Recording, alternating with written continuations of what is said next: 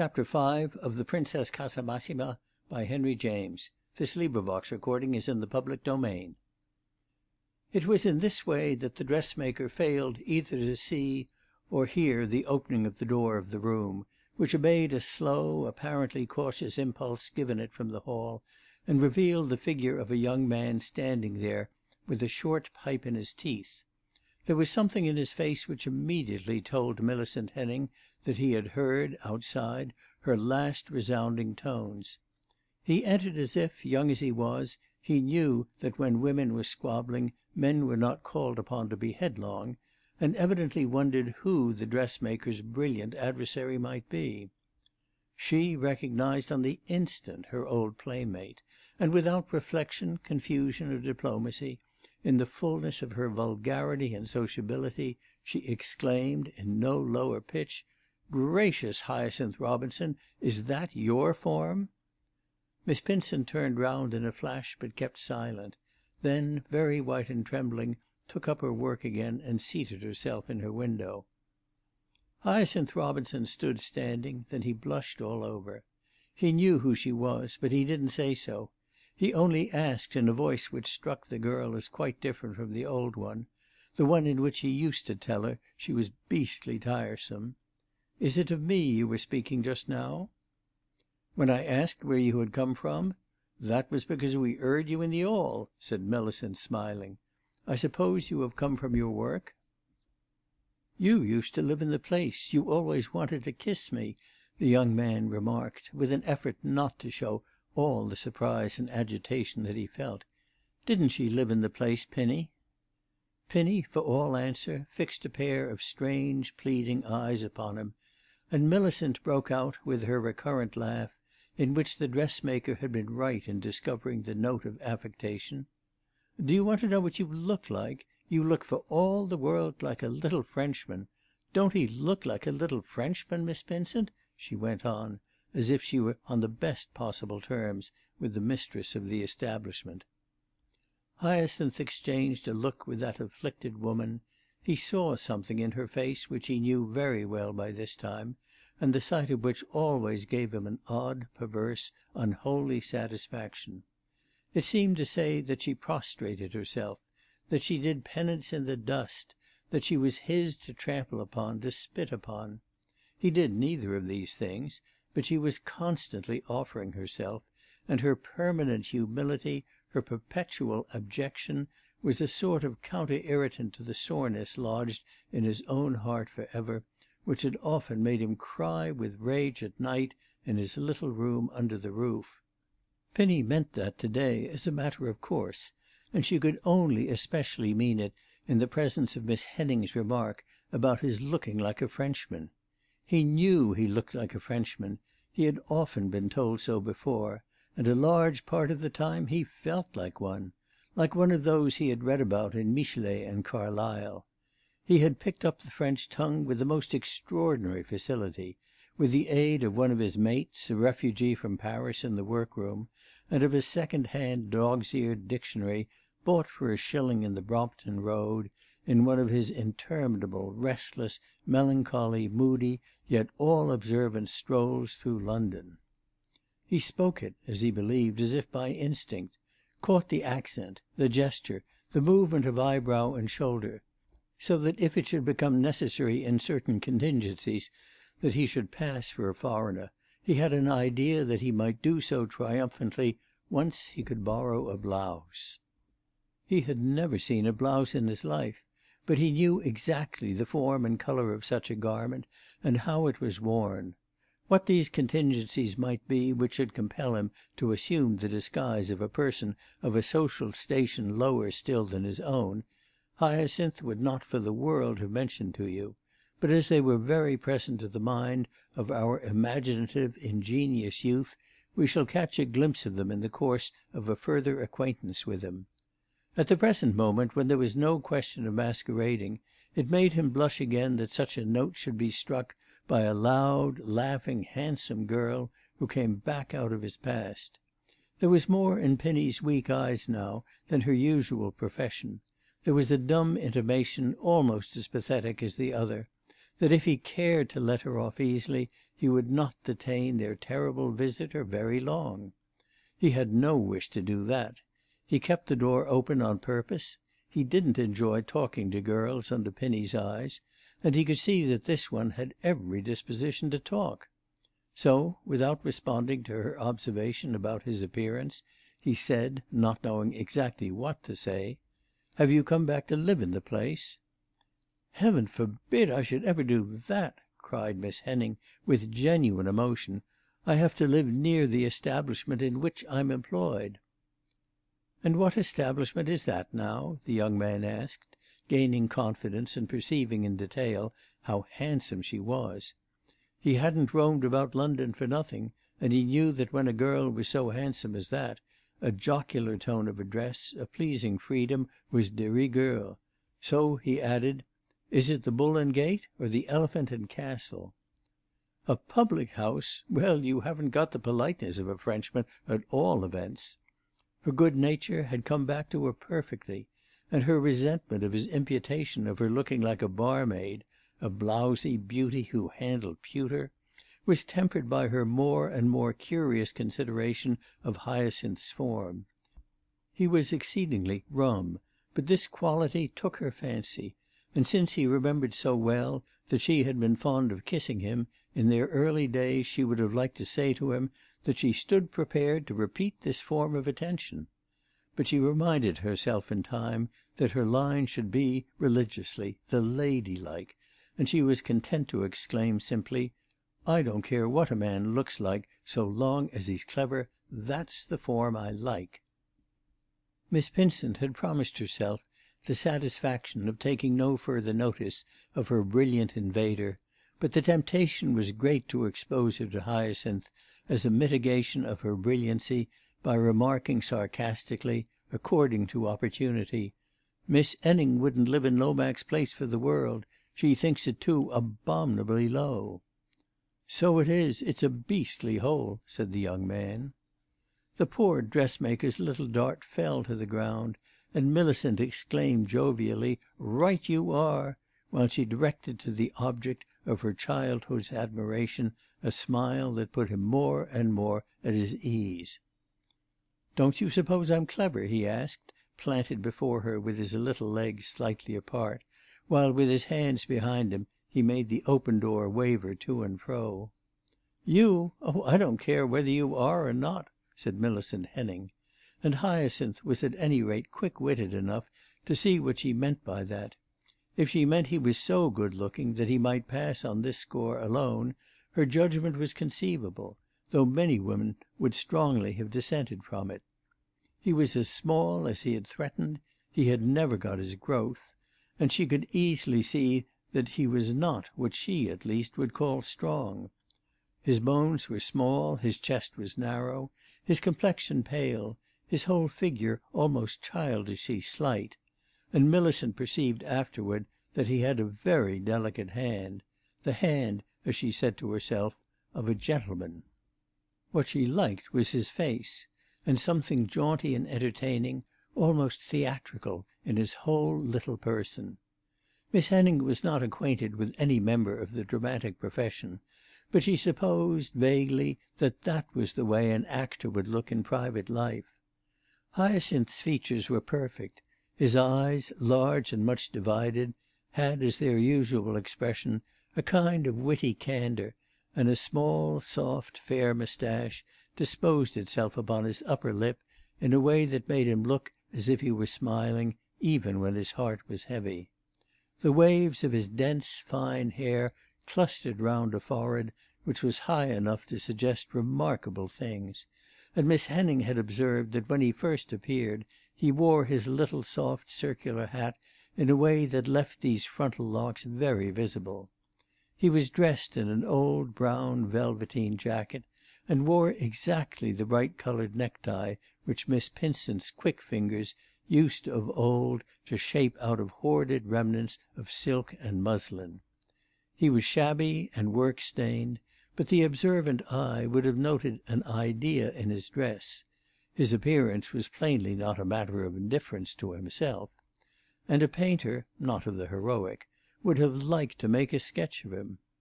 There was something exotic about him, and yet, with his sharp young face, destitute of bloom, but not of sweetness, and a certain conscious cockneyism which pervaded him, he was as strikingly as Millicent, in her own degree, a product of the London streets and the London air. He looked both ingenuous and slightly wasted, amused, amusing, and indefinably sad. Women had always found him touching, yet he made them, so they had repeatedly assured him, die of laughing. "I think you had better shut the door," said Miss Pinsent, meaning that he had better shut their departing visitor out. "Did you come here on purpose to see us?" Hyacinth asked, not heeding this injunction, of which he divined the spirit, and wishing the girl would take her leave, so that he might go out again with her. He should like talking with her much better away from Pinny, who evidently was ready to stick a bodkin into her for reasons he perfectly understood. He had seen plenty of them before, Pinny's reasons, even where girls were concerned who were not nearly so good-looking as this one. She was always in a fearful funk about some woman getting hold of him and persuading him to make a marriage beneath his station. His station! Poor Hyacinth had often asked himself, and Miss Pinsent, what it could possibly be. He had thought of it bitterly enough, and wondered how in the world he could marry beneath it. He would never marry at all. To that his mind was absolutely made up. He would never hand on to another the burden which had made his own young spirit so intolerably sore, the inheritance which had darkened the whole threshold of his manhood. All the more reason why he should have his compensation; why, if the soft society of women was to be enjoyed on other terms, he should cultivate it with a bold, free mind. "I thought I would just give a look at the old shop. I had an engagement not far off," Millicent said. "But I wouldn't have believed any one who had told me I should find you just where I left you." "We needed you to look after us," Miss Pinsent exclaimed irrepressibly. "Oh, you're such a swell yourself," Hyacinth observed, without heeding the dressmaker. "None of your impudence. I'm as good a girl as there is in London." And to corroborate this, Miss Henning went on, "If you were to offer to see me a part of the way home, I should tell you I don't knock about that way with gentlemen." "I'll go with you as far as you like," Hyacinth replied simply, as if he knew how to treat that sort of speech. "Well, it's only because I knew you as a baby." And they went out together, Hyacinth careful not to look at poor Penny at all. He felt her glaring whitely and tearfully at him out of her dim corner. It had by this time grown too dusky to work without a lamp, and his companion giving her an outrageously friendly nod of farewell over her shoulder. It was a long walk from Lomax Place to the quarter of the town in which, to be near the haberdashers in the Buckingham Palace Road, Miss Henning occupied a modest back room; but the influences of the hour were such as to make the excursion very agreeable to our young man, who liked the streets at all times, but especially at nightfall, in the autumn, of a Saturday, when, in the vulgar districts, the smaller shops and open-air industries were doubly active, and big clumsy torches flared and smoked over hand-carts and costermongers' barrows, drawn up in the gutters. Hyacinth had roamed through the great city since he was an urchin, but his imagination had never ceased to be stirred by the preparations for Sunday that went on in the evening among the toilers and spinners, his brothers and sisters, and he lost himself in all the quickened crowding and pushing and staring at lighted windows and chaffering at the stalls of fishmongers and hucksters. He liked the people who looked as if they had got their week's wage and were prepared to lay it out discreetly, and even those whose use of it would plainly be extravagant and intemperate, and best of all, who evidently hadn't received it at all, and who wandered about disinterestedly, vaguely, with their hands in empty pockets, watching others make their bargains and fill their satchels, or staring at the striated sides of bacon, at the golden cubes and triangles of cheese, at the graceful festoons of sausage, in the most brilliant of the windows. He liked the reflection of the lamps on the wet pavements, the feeling and smell of the carboniferous London damp, the way the winter fog blurred and suffused the whole place, made it seem bigger and more crowded, produced halos and dim radiations, trickles and evaporations, on the plates of glass. He moved in the midst of these impressions this evening, but he enjoyed them in silence, with an attention taken up mainly by his companion, and pleased to be already so intimate with a young lady whom people turned round to look at. She herself affected to speak of the rush and crush of the week's end with disgust. She said she liked the streets, but she liked the respectable ones. She couldn't abide the smell of fish, and the whole place seemed full of it, so that she hoped they would soon get into the Edgware Road, towards which they tended, and which was a proper street for a lady. To Hyacinth she appeared to have no connection with the long-haired little girl who, in Lomax Place years before, was always hugging a smutty doll and courting his society. She was like a stranger, a new acquaintance, and he observed her curiously, wondering by what transitions she had reached her present pitch. She enlightened him but little on this point, though she talked a great deal on a variety of subjects, and mentioned to him her habits, her aspirations, her likes and dislikes. The latter were very numerous. She was tremendously particular, difficult to please, he could see that; and she assured him that she never put up with anything a moment after it had ceased to be agreeable to her. Especially was she particular about gentlemen's society, and she made it plain that a young fellow who wanted to have anything to say to her must be in receipt of wages amounting at the least to 50 shillings a week. Hyacinth told her he didn't earn that as yet, and she remarked again that she made an exception for him because she knew all about him, or if not all, at least a great deal, and he could see that her good nature was equal to her beauty. She made such an exception that when, after they were moving down the Edgware Road, which had still the brightness of late closing, but with more nobleness, he proposed that she should enter a coffee-house with him and take something (he could hardly tell himself afterwards what brought him to this point), she acceded without a demur even on the ground of his slender earnings. Slender as they were, Hyacinth had them in his pocket; they had been destined in some degree for Pinny, and he felt equal to the occasion.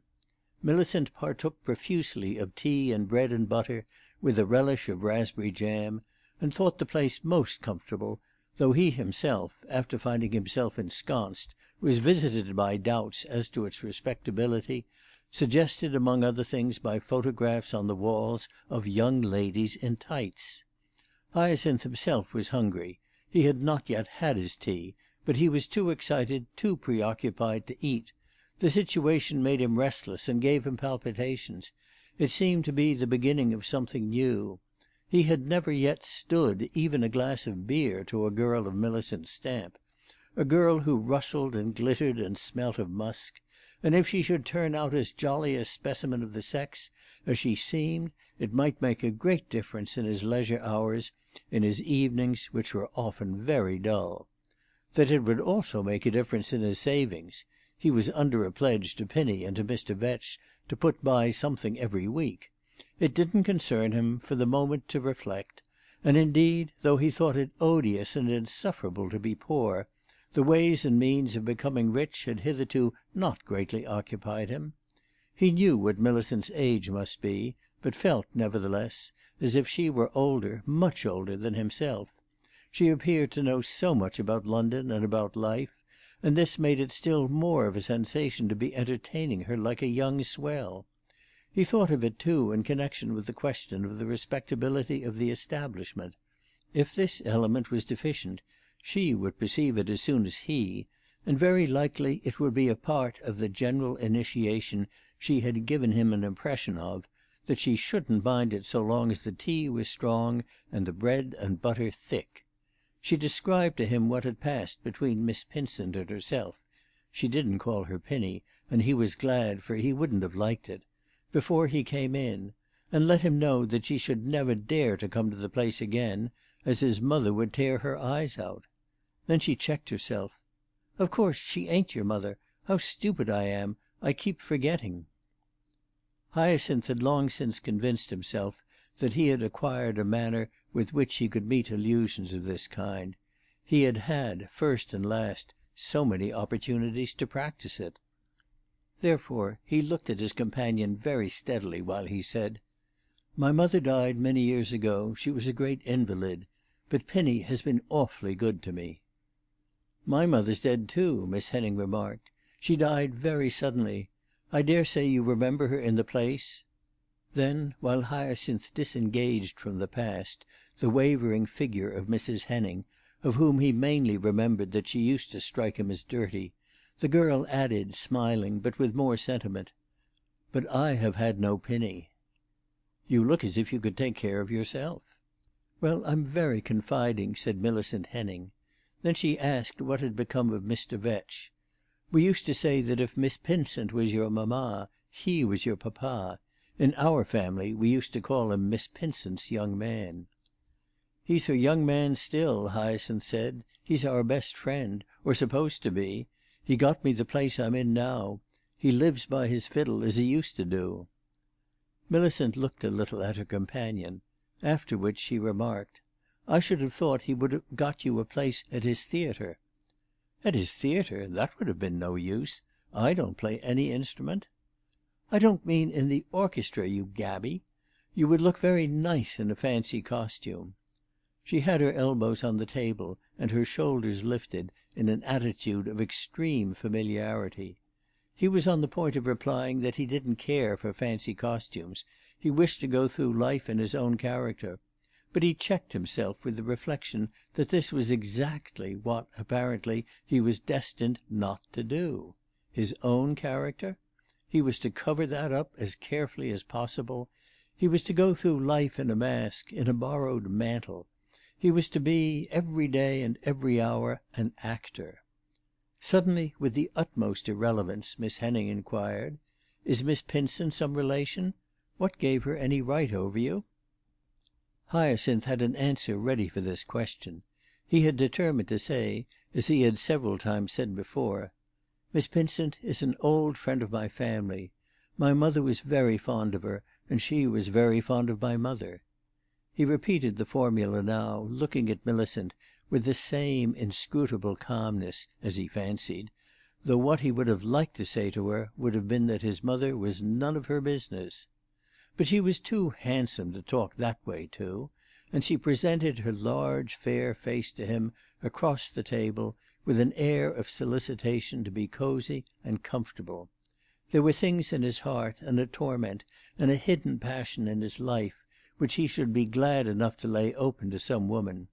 He believed that perhaps this would be the cure ultimately; that in return for something he might drop, syllable by syllable, into a listening feminine ear, certain other words would be spoken to him which would make his pain for ever less sharp.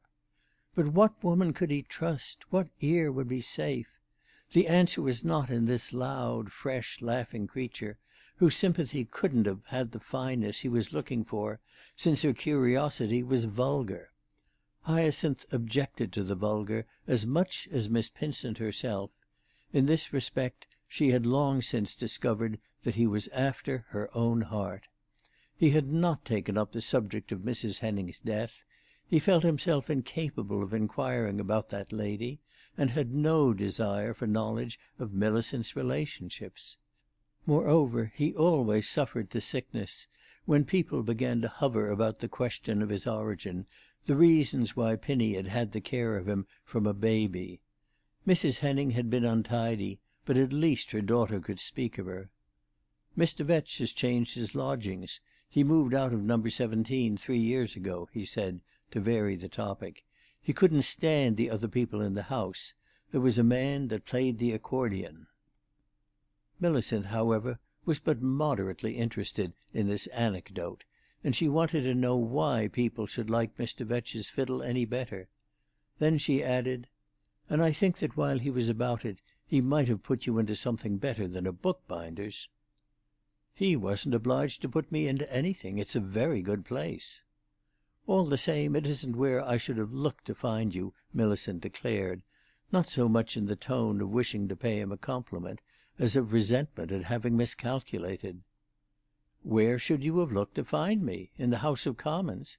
It's a pity you couldn't have told me in advance what you would have liked me to be." She looked at him over her cup while she drank in several sips. "Do you know what they used to say in the place? That your father was a lord." "Very likely. That's the kind of rot they talk in that precious hole," the young man said without blenching. "Well, perhaps he was," Millicent ventured. "He may have been a prince for all the good it's done me." "Fancy your talking as if you didn't know," said Millicent. "Finish your tea. Don't mind how I talk." "Well, you 'ave got a temper!" the girl exclaimed archly. "I should have thought you'd be a clerk at a banker's." "Do they select them for their tempers?" "You know what I mean. You used to be too clever to follow a trade." "Well, I'm not clever enough to live on air." "You might be, really, for all the tea you drink. Why didn't you go in for some high profession?" "How was I to go in? Who the devil was to help me?" Hyacinth inquired, with a certain vibration. "Haven't you got any relations?" said Millicent after a moment. "What are you doing? Are you trying to make me swagger?" When he spoke sharply she only laughed, not in the least ruffled, and by the way she looked at him seemed to like it. "Well, I'm sorry you're only a journeyman," she went on, pushing away her cup. "So am I," Hyacinth rejoined, but he called for the bill as if he had been an employer of labour. Then, while it was being brought, he remarked to his companion that he didn't believe she had an idea of what his work was and how charming it could be. "Yes, I get up books for the shops," he said, when she had retorted that she perfectly understood. "But the art of the binder is an exquisite art." "So Miss Pinsent told me. She said you had some samples at home. I should like to see them." "You wouldn't know how good they are," said Hyacinth, smiling. He expected that she would exclaim in answer that he was an impudent wretch, and for a moment she seemed to be on the point of doing so. But the words changed on her lips, and she replied almost tenderly, "That's just the way you used to speak to me, years ago, in the Place." "I don't care about that. I hate all that time." "Oh, so do I, if you come to that," said Millicent, as if she could rise to any breadth of view. And then she returned to her idea that he had not done himself justice. "You used always to be reading. I never thought you would work with your 'ands."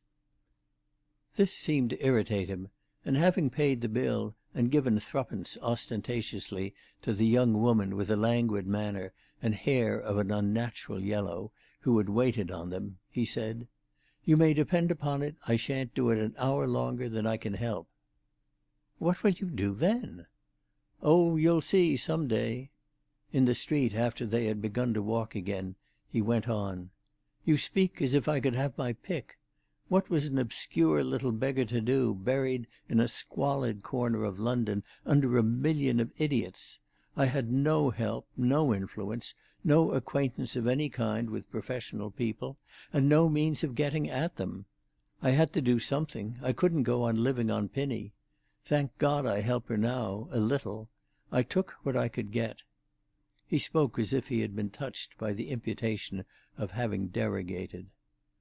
Millicent seemed to imply that he defended himself successfully when she said, "You express yourself like a gentleman," a speech to which he made no response. But he began to talk again afterwards, and, the evening having definitely set in, his companion took his arm for the rest of the way home. By the time he reached her door he had confided to her that, in secret, he wrote. He had a dream of literary distinction. This appeared to impress her, and she branched off to remark, with an irrelevance that characterized her, that she didn't care anything about a man's family if she liked the man himself. She thought families were played out. Hyacinth wished she would leave his alone, and while they lingered in front of her house, before she went in, he said, "I have no doubt you're a jolly girl, and I am very happy to have seen you again, But you have awfully little tact." "I have little tact? You should see me work off an old jacket." He was silent a moment, standing before her with his hands in his pockets. "It's a good job you're so handsome." Millicent didn't blush at this compliment, and probably didn't understand all it conveyed; but she looked into his eyes a while with a smile that showed her teeth, and then said, more inconsequently than ever, "Come now, who are you?" "Who am I? I'm a wretched little bookbinder." "I didn't think I could ever fancy any one in that line!" Miss Henning exclaimed. Then she let him know that she couldn't ask him in, as she made it a point not to receive gentlemen; but she didn't mind if she took another walk with him, and she didn't care if she met him somewhere, if it were handy. As she lived so far from Lomax Place, she didn't care if she met him half-way. So, in the dusky by-street in Pimlico, before separating, they took a casual tryst, the most interesting, the young man felt, that had yet been, he could scarcely call it, granted him. CHAPter VI